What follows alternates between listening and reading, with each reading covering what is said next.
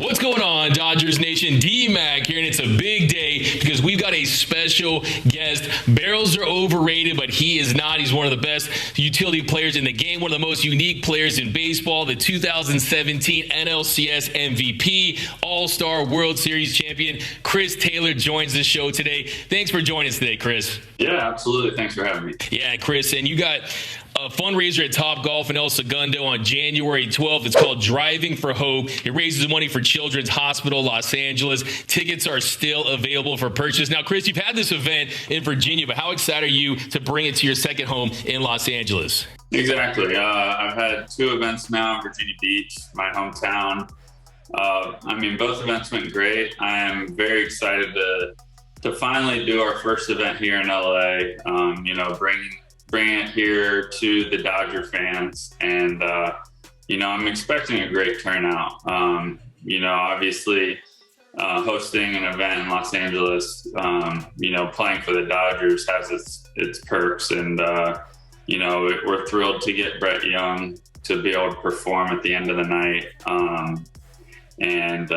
I think a lot of my current and former Dodger teammates will be there as well. Yeah, it's going to be big, and you've had a big off season. I want to say congrats to you and Mary on the wedding. Chris Taylor got married this off season. The hashtag, that was fire. I saw that hashtag Merry Christmas. That's how I saw who was at the wedding, and I saw some of your current and former teammates made it out to Hawaii for the big day. You had JT, you had Belly, you had Will Smith, Bueller, and you guys really accomplished a lot together. You won 3 pennants. You won the 2020 World Series. How special was it to reunite that group in Hawaii? Yeah, no, it meant a lot to me that they were able to be there and support. Such a special day. Everything turned out great. It was just a good time, and I was glad, like I said, that my teammates came all the way out to Hawaii to support, and they were there for me. Yeah, just kind of talk about the bond that you built with those guys. You got guys like Seager, and now Justin Turner is on the Red Sox. Belly's in Chicago. Talk about that core group that accomplished so much, and how even on other teams, you guys are going to still have that bond for the rest of your lives because of that 2020 World Series. Yeah, and a lot of those guys going all the way back to 2016, 2017. We've been teammates and really close friends for the last 6 years. And, obviously I would love for those guys to still be playing for the Dodgers, but, that's just the nature of the business. Things happen. And, I wish all those guys the best in their new homes. And I think they're all going to have great years this coming year. And who knows, maybe down the line, they'll be back in Dodger blue. Yeah, you never know. That'd be great. Now, I want to talk a little bit about the 2022 season. You guys had a great year, set a franchise record with 111 wins. Now, you did fall short of the team's ultimate goal to win the World Series. But I want to ask you, Chris, what is the mood of the team heading into the 2023 season? And how fired up are you guys to get back to work and get the season going? Yeah, right now all the talk is, we've lost some key names, and, obviously losing JT, Belly, Trey, and then, some of our pitchers as well, Heaney, Tyler Anderson. Those are big guys that had unbelievable years for us, and somebody's going to have to step up and fill their shoes. But I think a big reason we were able to let those guys walk is we know, we have these young guys waiting in the wings, and they've been doing it down in the minor leagues for the last few seasons, and I think we have a strong belief in those guys that they're going to step up and have big years for us. And I know they've been itching at the bit to get their opportunity, so it's exciting for them, and I think it's going to be exciting for us to see what those guys can do. Yeah, it's very exciting. There's been a lot of talk about this youth movement. You got Miguel Vargas, Gavin Lux, who is back, and he probably will take over at shortstop, James Outman. As a guy that really came up and you really were younger and then you really took on a big role with this team, what's a piece of advice that you would give to some of these younger Dodgers that are really trying to carve out a role in this organization? I don't know. Yeah, I mean, we do a really good job of letting guys be themselves and be comfortable in our organization. And I'm a believer that that is what creates the best environment for success. I know coming over to the Dodgers, for me, I felt comfortable immediately stepping into that clubhouse. Everybody's very welcoming. They want you to be true to who you are. And, that helped me have success right away. And we also do a great job of player development. We surround guys with the best coaches and do a great job of preparing guys for the big league level. And I don't know if there's anything I have to tell those guys. I think, a lot of them have the talent, and some of them have had the success already at the big league level. We saw what Audi did last year in his couple weeks stint. I think those guys know what to do, and all of them are doing the right things. I've seen Vargas at the field, taking extra ground balls with Dino Evil this offseason. These guys are hungry and they're ready to go, and I think they're going to come into spring training and show that. Yeah, as one of the veterans on this squad that is now the longest tenured position player. It's going to be your 8th year with the Dodgers, Chris. I can't believe how fast time's been flying. But how much of a responsibility do you take in being a leader in that clubhouse and a leader for these young and up-and-coming Dodgers in the organization? I think obviously losing a couple guys, especially JT, he's sort of always our vocal leader. So it'll be interesting to see how that dynamic plays out. I know we brought in a couple guys. We brought in JD Martinez and Jay Hay. Those guys are well respected throughout the league, and everything I've heard about them is, everybody looks up to them, and it'll be great to have those guys in the clubhouse. For me, I've always been more of a lead by example. I think most people know I'm not the most vocal guy.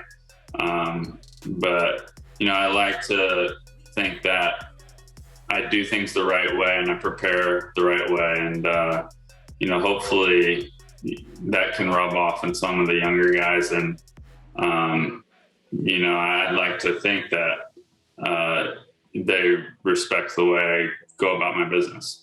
Yeah, and you mentioned Justin Turner and his leadership. I want to ask you specifically about JT. He's been one of the core guys on this team throughout this run. Since 2014, he signs with the Boston Red Sox. What did he mean to you as a teammate, and what is it going to be like in that Dodgers clubhouse without JT? It's going to be weird. I thought JT was going to be a Dodger for life. I really did, and I was disappointed that we didn't bring him back. Like I said, I wish JT all the best with the Red Sox.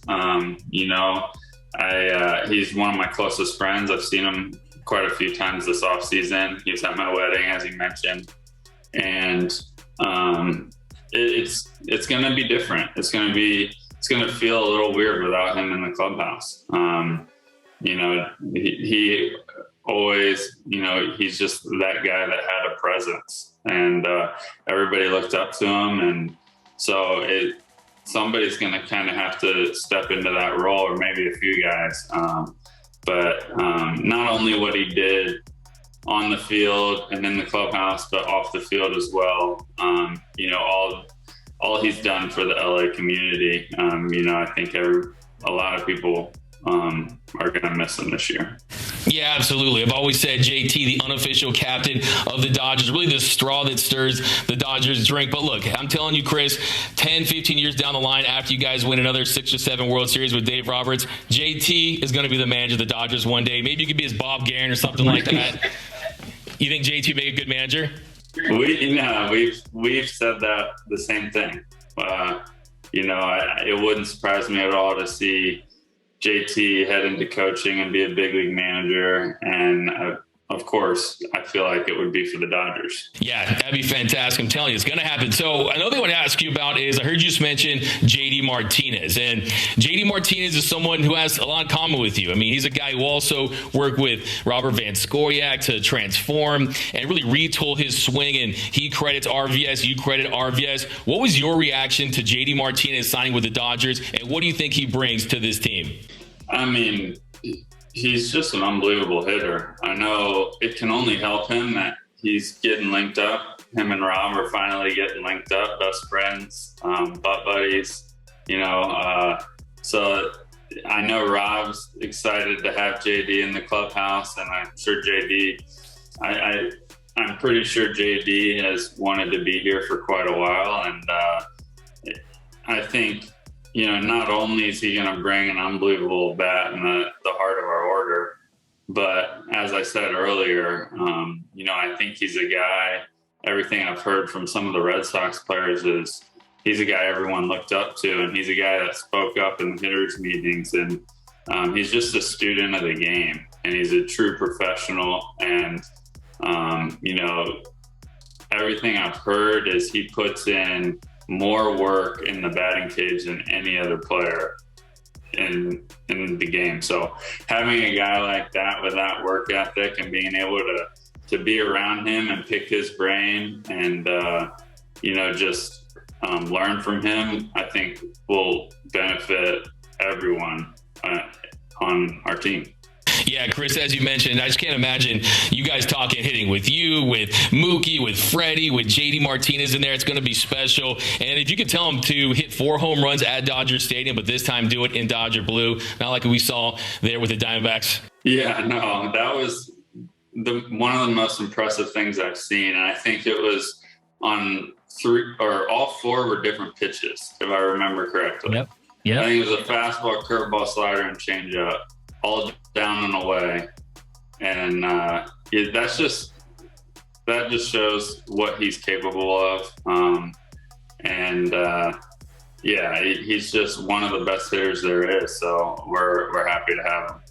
Yeah, 4 home runs in a game, rarer than a perfect game. But if I'm you, Chris, I'm saying, hey, I hit 3 home runs in a postseason game in the NLCS. I'd argue that my 3 bombs in the NLCS are better than his 4 in the regular season. But hey, there's some ammo if you need it. Now, Chris, I want to ask you about your role heading into the 2023 season. Now, you've been so valuable, not only because you're a great player, but also because you have the ability to play so many different positions. I call you the Chris Army knife because you pretty much can do it all out there on the diamond. But because of injuries and elbow surgery last off season, you were limited as far as your positional versatility. We didn't see you play as much infield last season as we did in years past. How much are you looking forward to getting back on the dirt and the possibility of playing some shortstop again in the upcoming season? Yeah, you know, I think the back half of last season, I was back in the infield. And I think even the first half, it was more so there wasn't a need. We didn't really have a need for me in the infield as much as I was limited. You know, it probably played a part of it, but yeah, no, I'm happy to play wherever they need me, really. If I'm on the field, I'm happy. Whether it's in the outfield or the infield, second, short, left, center, right, really doesn't matter. I just want to be in the lineup, and you know, I'm obviously open to playing some shortstop as well. Yeah, I mean, you said, I've heard you in other interviews say it's your favorite position. We've seen Mookie in years past play some second base, saying it stimulates him. Does playing a shortstop or a center field, other positions, stimulate you a little more out there on the diamond? Yeah, bouncing around, I think, just kind of keeps you moving back and forth between the infield and outfield. It keeps you ready to go at all positions. I think the biggest challenge is when you're playing in one spot for quite a while, and then all of a sudden there's an injury or something, and then you have to move to the infield. That was a little bit of a challenge for me last year because I was playing outfield, you know, to the point where I felt like I was an outfielder, and I hadn't played infield since spring training. And then all of a sudden after the All-Star break, I jumped back in the infield, and there's a little bit of an adjustment there. And that's the biggest challenge, just getting back into that mindset. But when you're moving constantly throughout the year and getting the reps everywhere, I think it helps a little bit being prepared for all those different spots. Yeah, because it's so unique what you do. You play so many positions out there. It's really interesting to get that insight. Now, I want to ask you about some of the other teams around the league, where the Dodgers stand heading into the 2023 season, because a lot of teams made moves this offseason. The Mets, the Phillies, the Padres, Yankees, they made some big additions. But you guys have as talented a roster as any team in baseball. Now, if you can talk about the trust level you have in Andrew Friedman and this organization to put this team in a position to be World Series contenders each and every year. Yeah, I mean, we know those guys are always have one goal in mind, and that's to win a World Series. It's the same as us. So we trust that those guys are going to put us in a position to do that, and they're going to make the moves necessary to do that. And if they don't make the moves, it's because they believe in the guys we have. And I think that's been the case this offseason. Is they're like, we have one of the best minor league systems in all of baseball, and it's time to utilize that. I think a lot of our guys that have been in AAA, or even some of the guys that have been in the big leagues but up and down or coming off the bench and not playing as much, if they were on other teams, I truly believe they'd be superstar players, and they just haven't gotten that opportunity. Yeah, no, the roster is stacked, and in my opinion, this roster is built to win a World Series. Now, I want to get back to the fundraiser you have coming up next week. Now, you and your wife, Mary, your goal is to raise $300,000 for Children's Hospital of Los Angeles to fund research and provide life-saving medical care. And you and your wife, you do so much work for the community. You help so many. I want to ask you, what was the driving force for you to get behind this cause specifically aimed at helping children with cancer? Oh, yeah.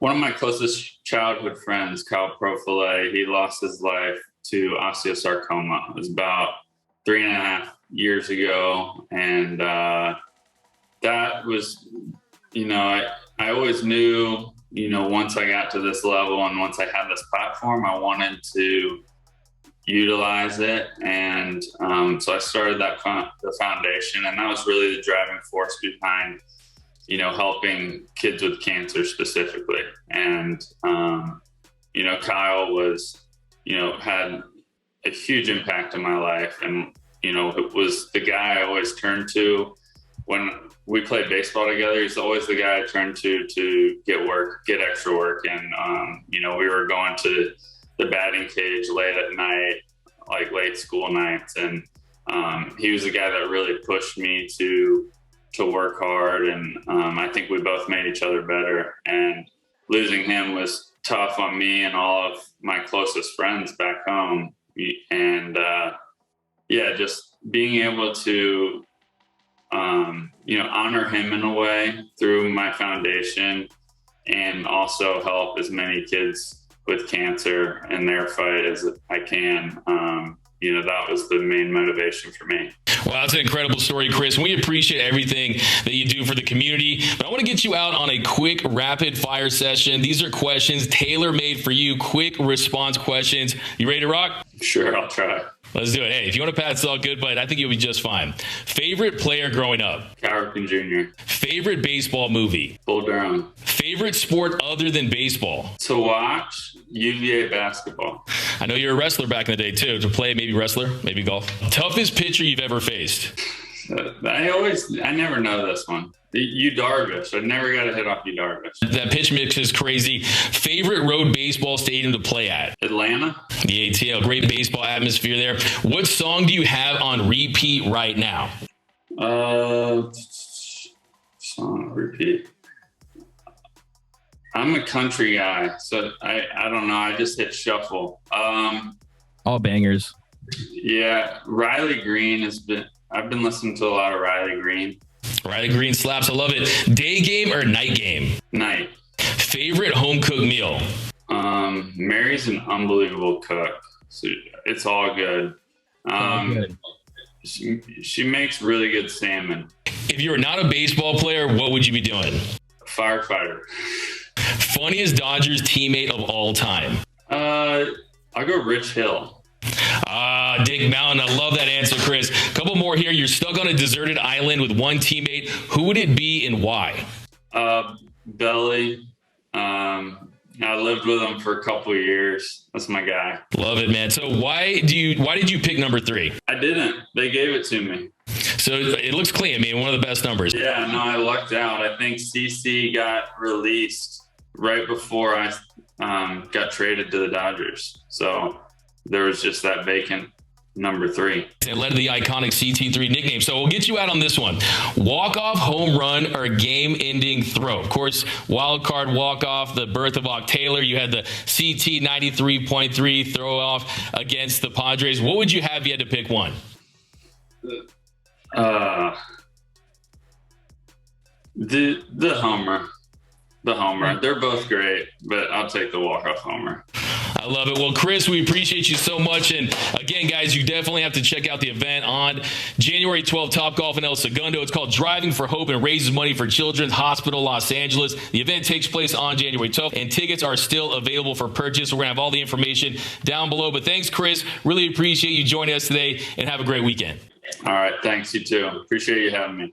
Anytime, Chris. But let me know down below in the comment section, how do you want to see the Dodgers use Chris Taylor in 2023? Do you want to see him at shortstop? Do you want to see him in center field? What are your thoughts on the Dodgers roster and how it stacks up to the other contenders around the league? Let me know down below. My name is Doug McCain. You can follow me on Twitter and Instagram at DMac_LA. For all latest Dodgers news all season long, be sure to hit that subscribe button, hit that notification bell. And if you want to see us post even more Dodgers content, you really want to support the channel, smash that like button. And as always, think blue, bleed blue, and I'm out.